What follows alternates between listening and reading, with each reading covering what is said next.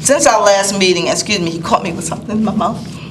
Since our last meeting, everybody's been asking me, what do I want to see with the Burkeville Elementary School? Okay, I know I don't want to see an empty building up there to be vandalized and destroyed. I don't want to see it sold and we have apartment complexes that our children can't afford to live in, okay? So instead, let's leave the current occupants where they are. Let's put them in a different footprint, okay? Charge them, rent, whatever it takes.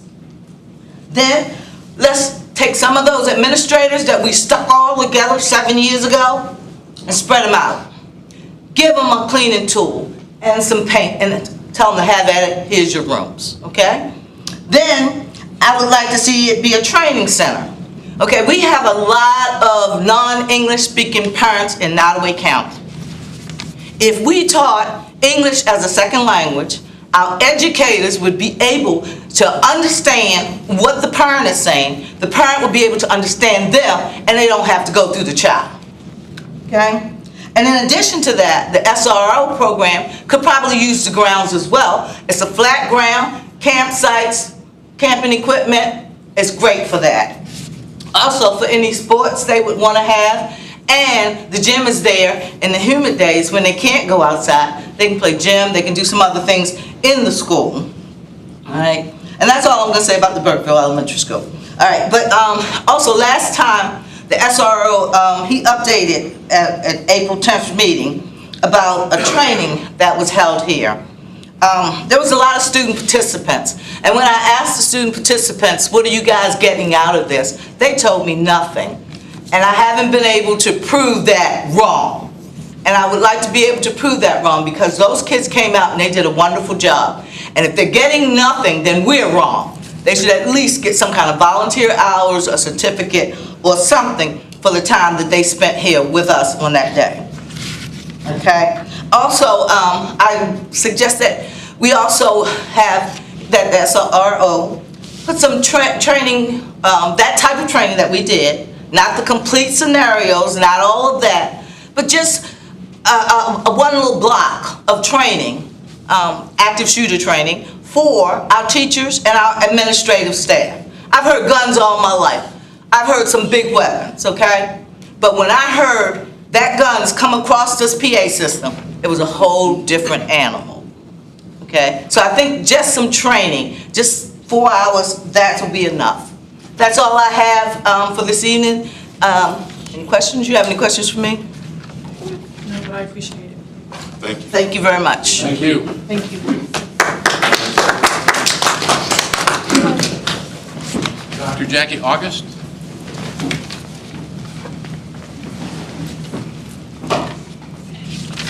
Good evening, Mr. Abbott, Superintendent Grimes, and Board. My name is Dr. Jackie Green August, Executive Director of the Total Life Center of Virginia.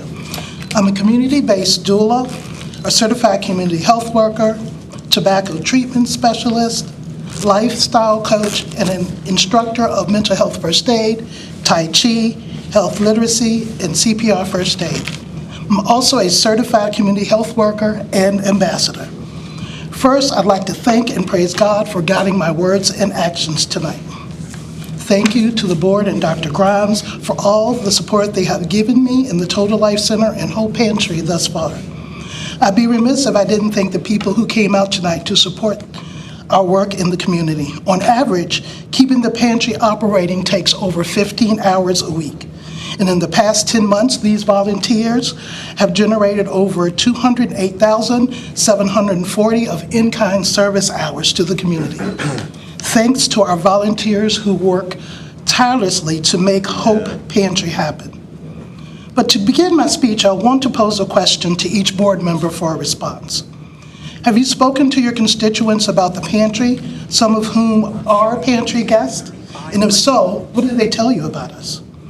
They'd probably tell you they distribute food, and that's true. In 2024, the Hope Pantry has distributed 142,940 pounds of fresh, healthy, and nutritious food to 327 families twice a month. We got 30 applications just last month. This does not include the 220,000 we distributed throughout our 2 years of distribution prior.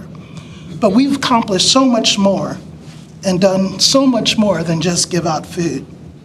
There are 5 things that we do as the Pantry staff and volunteers. We reach out to the community by supporting 20-day adult day students to visit the Pantry weekly to socialize and learn workforce and communication skills. We provide opportunity hours for volunteers who need community service hours. In January, we volunteered to assist steps during their point-of-time contact, providing resources to unsheltered individuals in Nottoway. We also provide community service opportunities. Next, we advocate for our community. We assist people in completing benefit applications and provide guidance when denials and reinstatements exist. We help parents understand the special education process and their child's needs, and we also serve our community. As Medical Reserve Corps volunteers, we organize and deploy when disasters happen and we are called. We created a community-based telehealth room for our families, distribute Revive kits to inform community members, and assist with palliative care planning and end-of-life activities. We educate our community. We train community members to recognize the signs and symptoms of mental health crises. We talk about the dangers of smoking and how to quit. We provide maternal health care with prenatal and postpartum visits to support the family. We provide diabetes prevention and chronic disease self-management classes, CPR, first aid, sports backers fitness classes, and Tai Chi classes. We also offer health literacy classes for our second language learners and our families in order to communicate with their physicians. And lastly, we uplift others. We established a community healthcare worker apprentice program, which provided stipends and on-the-job training to people wanting to be certified community healthcare workers through the Virginia Certification Board. I love my work. I'm passionate, and it's my calling. I could discuss the importance of it in rural Virginia all night, but I will let the words of the Select Committee on Advancing Rural and Small Town Healthcare speak for me. In the final report dated December 15th, 2024, the Honorable Rodney T. Willett, who's the chair, and the Honorable Robert D. Orrock, Sr., who's the vice chair, along with all the other committee members, made 9 recommendations to improve rural health care. The 9th recommendation was that the General Assembly may wish to introduce a budget amendment to provide funding to the Virginia Community Healthcare Workers Association to expand the workforce efforts of community healthcare workers in partnership with relevant stakeholders. Ladies and gentlemen of the board, that is how vital this work is to the health of our community. But these questions still remain. What now and what next? As a board, your next steps determine the fate of our community.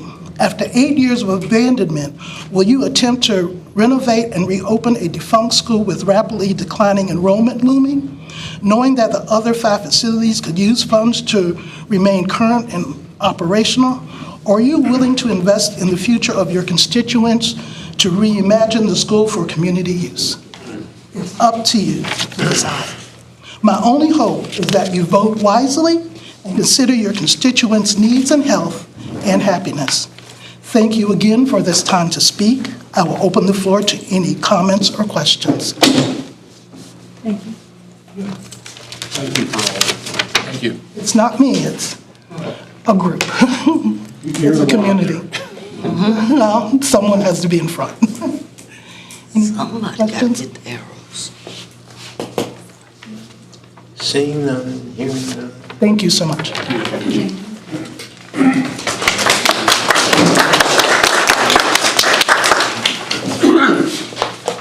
Helen August. She basically, I'll take this opportunity to thank you personally. I'm Helen August, and I too work for Nottaway County Public Schools in the JV varsity. After school, was at 21st Century Outlet. Great times, special needs, self-contained class. Enjoy it, great work. And I followed this lady here. I met her. I was a young man in the Marine Corps living on Camp Lejeune. Met her. She's an angel. I held on to her since. And whatever she does, I support her. That's my life right there. And we've been out this country, cruises, took our kids out this country, different parts of the state, the nation, and living life and seeing different things and experiencing life in its fullest. So I came here because I did not want to go back to Miami, Florida. In North Miami, could you imagine that? People like, that's crazy. I did not grow up in the country. I embraced it. I loved it. When she brought me here, I'm like, wow, they have seasonal changes. You have the beautiful color, the curvaceousness of the landscape. You know what I mean? I've never seen that. All I saw was green all my life. So I committed to her to live here after I got out the Marine Corps. After Desert Storm, I came here. I didn't go to Miami. Later on, once I settled down, I went to Miami and told my family that I was here alive and everything is okay. I'm living here in Virginia. And I've enjoyed it, so I support her, whatever she does, and we work together, and that's it. I'm just here to thank you guys, that's it, for the opportunity. She's passionate about it. And you hear it, and so that's all I can say. Thank you guys for what you do, whatever decision you make. We know it's not ours and we gotta go, however, the time has come and it will come. Thank you so much, each and every one of you. Thank you, appreciate you guys. Thank you. Yes, sir.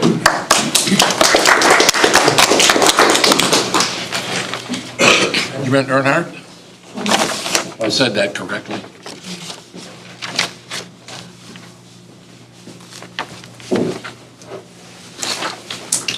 My name's Benjamin E. Hart. Good evening, members of the board. Tonight, I'm here to address a few things that are bothering a lot of parents here in Nottaway County and surrounding counties. First off, some things that is bothering us is teachers having sexual relations while school is in session. And I know y'all will say it never happened, like you told a member of this board, that if you delete messages on your phone or emails, that it never happened. There are several parents that have come to me about their child seeing teachers with drugs in their backpacks, teachers that are dressing inappropriately, yelling at students when they are having trouble with classwork, also making students cry, and telling students that you have not been in school. I'm not showing you how to do whatever the student might need help with. The students also gets told, get your parents to teach you since you weren't at school.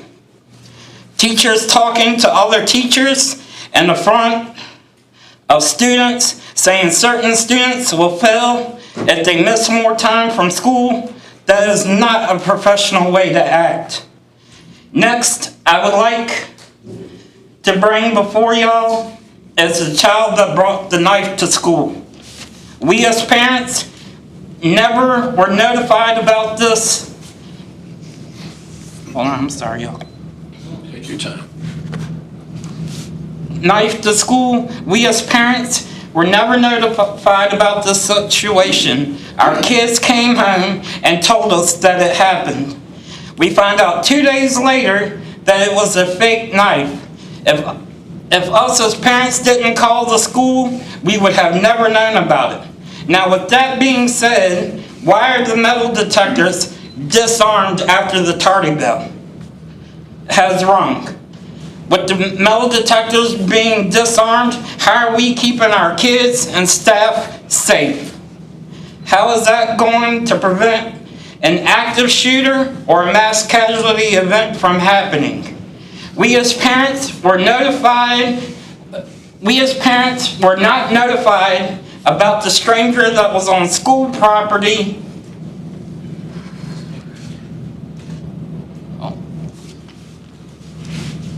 School property while the children were outside at recess. We would have never known about that if once again our children didn't come home and tell us parents. y'all can send mass messages out to say feed more is at school, or they have ran out of food, or do y'all's little jingle when school is out. But when it comes to the safety of our children, y'all can't send out a mass message or a phone call. That is negligence on the school system. I have heard also that the school has in place, if you see something, say something. But when you say something to Nottoway County Schools, it's just swept under the rug and once again acts like it has never happened. Now for the really big problem in our county and surrounding counties is the bullying. As everyone has seen and heard, a young gentleman took his own life in Amelia County due to bullying.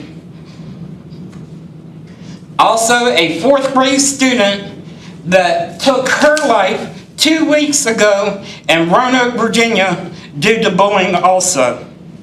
Every year, my daughter has been at Blackstone Primary. She has been bullied and assaulted. Last year, she was punched, kicked, spit in the face, and had her glasses thrown around on the playground, getting called a big back because she's heavyset.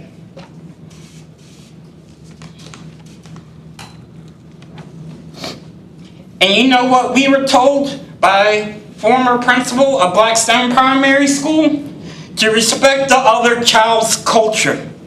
What does bullying and being assaulted have to do with one's culture? My child this year is still being bullied. I hold each and every one that is employed by Nottoway County School systems from the superintendent all the way down to the custodians. To each of you school board members and to the parents at home that ignore what is happening each and every day from the elementary to the high school. If something is not done, we will unfortunately have this tragedy in our community. When we release our kids to y'all, it's supposed to be a safe place for them to be. We have faith in y'all, and y'all are failing us. It is also said that you have to threaten the school division that you're going to the local news station and you get told, do what you gotta do. What kind of professional response is that? If we don't hold the kids responsible along with their parents, nothing will ever change. Now, members of the board, to the superintendent, what are y'all going to do to make sure our kids are safely taken care of and not becoming another news headline to a student taking their own life from being bullied? I want to say this to you board members and to the Nottoway School Division, from the superintendent down to the custodians. If you can't keep our kids safe, resign. And we will find someone that will protect them. With that being said, an environment that is not safe to disagree in is an environment that is not focused on growth. It's an environment focused on control. Members of the board, keep in mind that the next school board election, parents will have control. With that being said, it's time for change, and the time starts now. Thank you, each and everyone's time.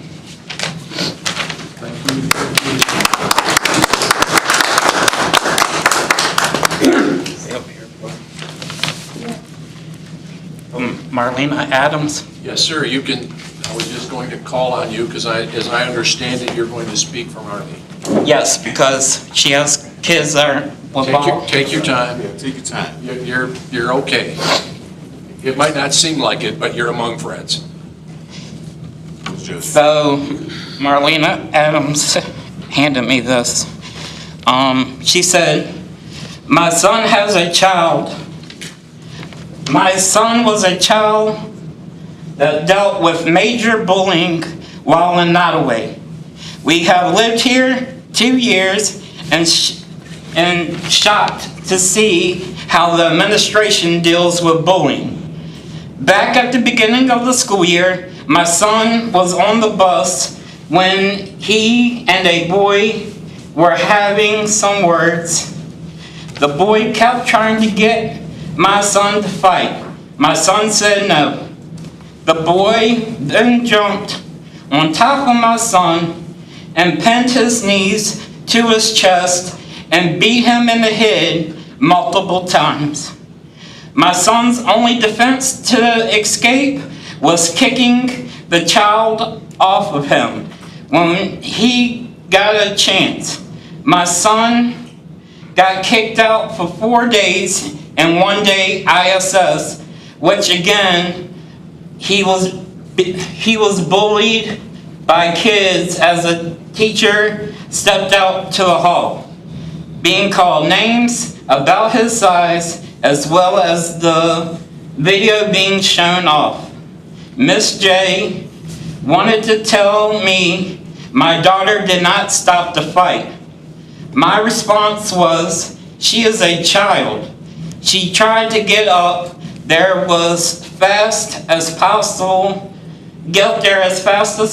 to him, but if she got pushed and she pushed back, she would get kicked out for self-defense, and she stated yes.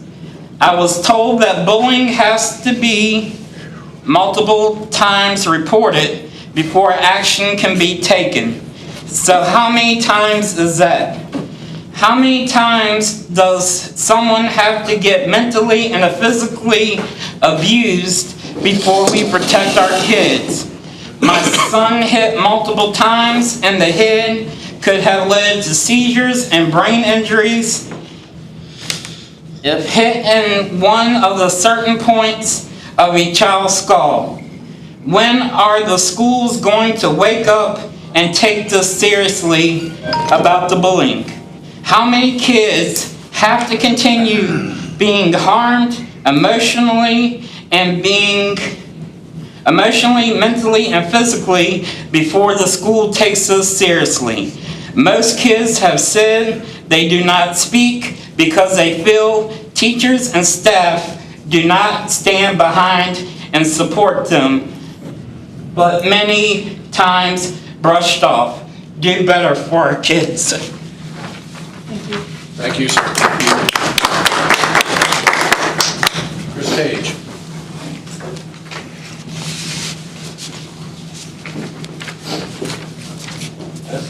Not easy to do. I mean, that guy isn't shaking because he's scared of you. He's shaking because he's a concerned parent. He don't know what to do. You know, I've been coming to the school board for years, listening to many accounts of bullying in our schools. A lot of times, they've been covered up. Incidents happen, and the victim's sitting next to the perpetrator the next day. It's time for us to do something about it. Yeah, I'm finding out during this gentleman's speech that somebody may have brought a knife to my kid's school. I didn't know about it. Or that somebody's lurking around near the playground. Did we go on lockdown? Is that the protocol? Did we follow it? I'm just finding out about that now. But I will say I was at Blackstone Primary School today though, because my daughter fell on the playground, running out, just being a kid during, recess, and a wood chip got stuck in her forehead there. So I was over there and the nurses did an amazing job helping to get that out and calm her down. So there are a lot of good people who do work in the school district that are trying to do good things. We've been overshadowed by a lot of these incidents that the school can't seem to get under control. But it's not just that, there's other incidents. Transparency. People being charged high amounts of fees up front for FOIA requests. I got charged $110 for a few text messages between an ex-principal and an ex-mayor. I had that looked at by the FOIA council, and they said I was overcharged and it was illegal. $110 for some text messages because they were reviewed by multiple people, and I'm being told by the administration they can do that. Sue Yates was quoted $1,400 to just do a search to see how many emails were a few years back. Wanted $800 up front.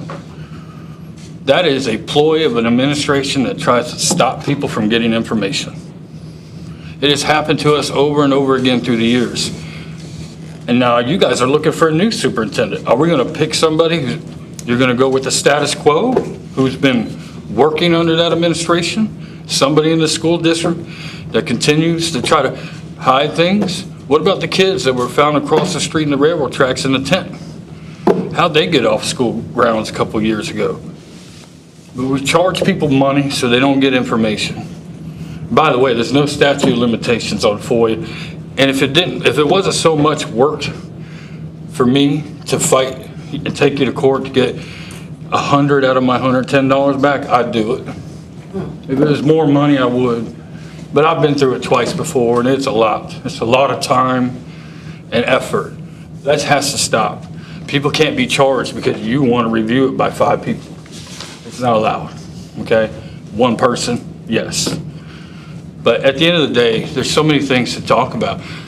Now we're hearing about an incident of employees engaging in sexual relations at the primary school. An art teacher and a PE teacher. And the administration's saying, well, we got a report from the sheriff saying that the complaint was unfounded. Well, guess what? The sheriff only comes out for a crime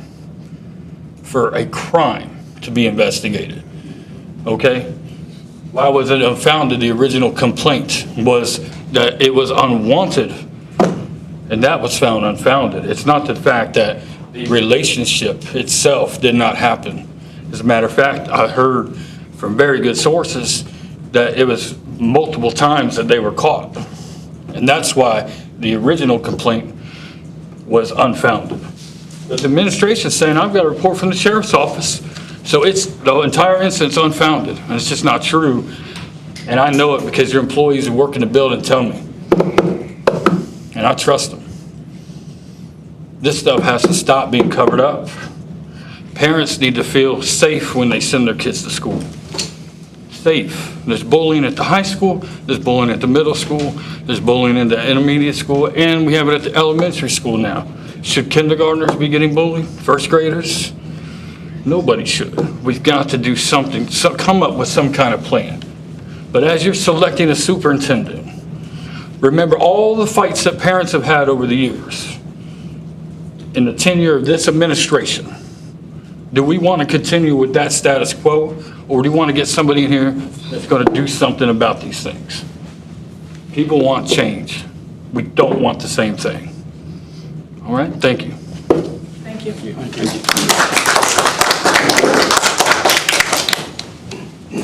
I need a motion for the consent agenda. So moved. Is there a second? Second. Any discussion? Hearing none, all in favor signify by saying aye. Aye.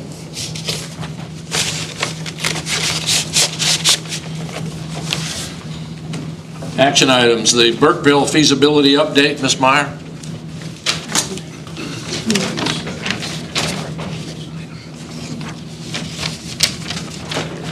An informational item.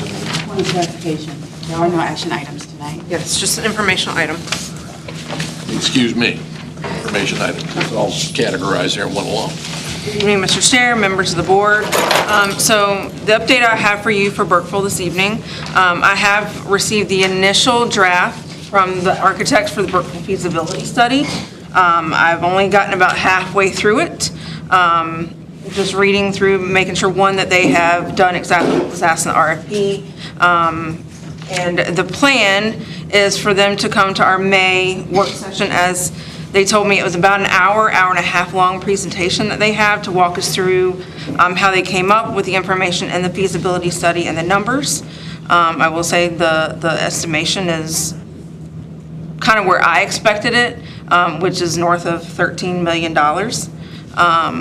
Now, obviously, there's things that can change that depending upon, what the board decides to do with the building.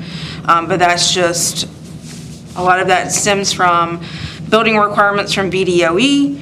And of course, when you undergo major renovations, you also have to bring the building up to current building code and ADA code, or ADA compliance. So there's a lot that would have to be changed. There's a lot of information there.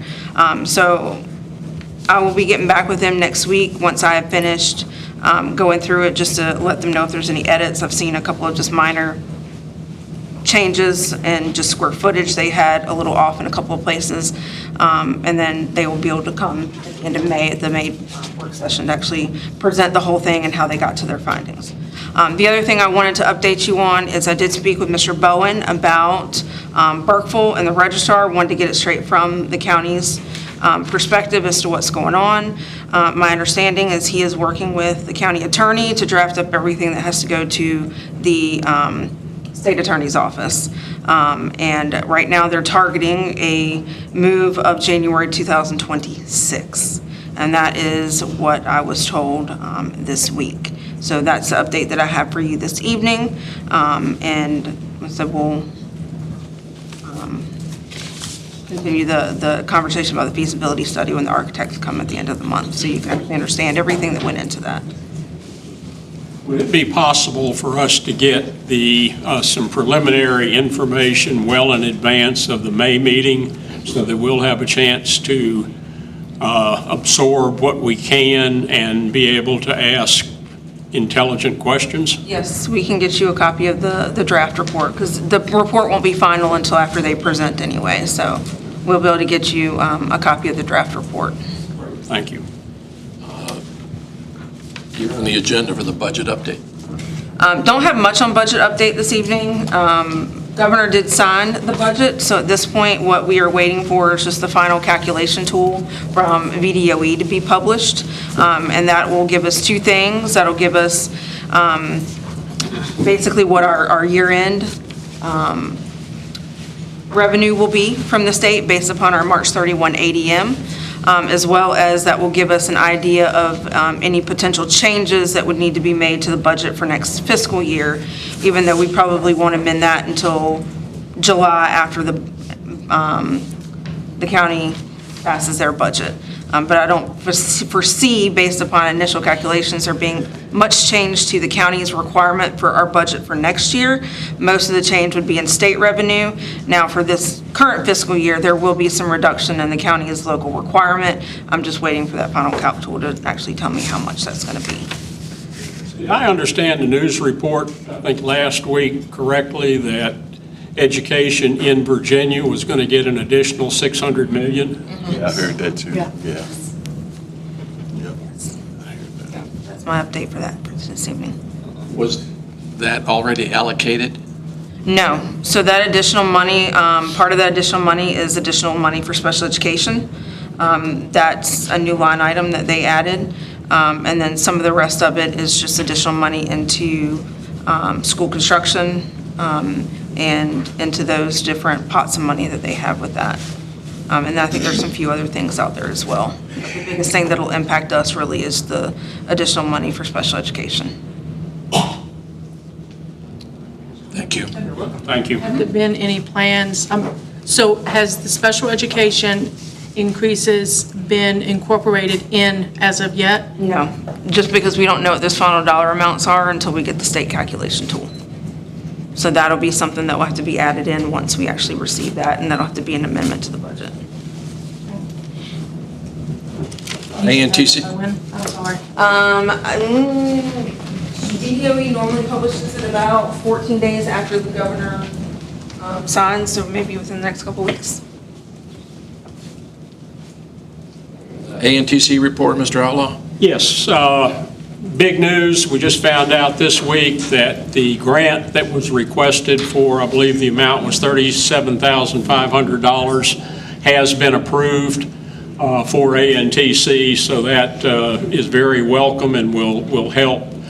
The end of the year testing is moving along. A little bit of a hiccup with one of the nursing programs. They won't be able to do they're going to complete their written evaluations, but the practical, they're not going to be able to schedule that until sometime in July. So I'd like to see that happen a little sooner, but it looks like it'll be sometime in July. But things are going really well. The building product, or building program that We will start next year as well on the way, getting everything in place at ENTC. So a lot of exciting things happening. The Governor's School, Ms. Duncan? As of yet, there's been no updates on that. Graduation is this Saturday. Other than that, there's no current updates, other than the meeting places are being relocated from Nottoway to Barnville. SEAC report? Again, we have not had another meeting since our last meeting. I will say it like a broken record. You have to be part of the solution if you want to change things.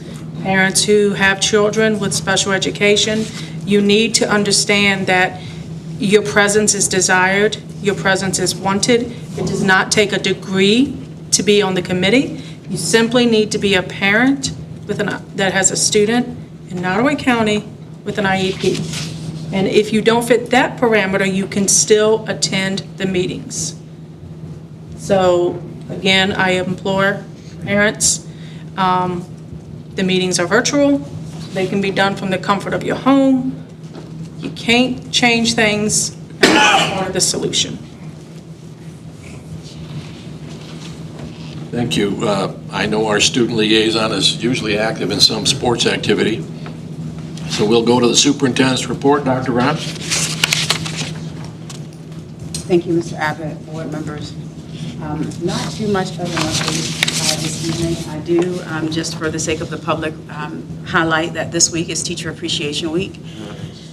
And all of our employees have been treated to various recognitions throughout the week by both their school administration, central office staff, and I said both, but actually three, and the school board.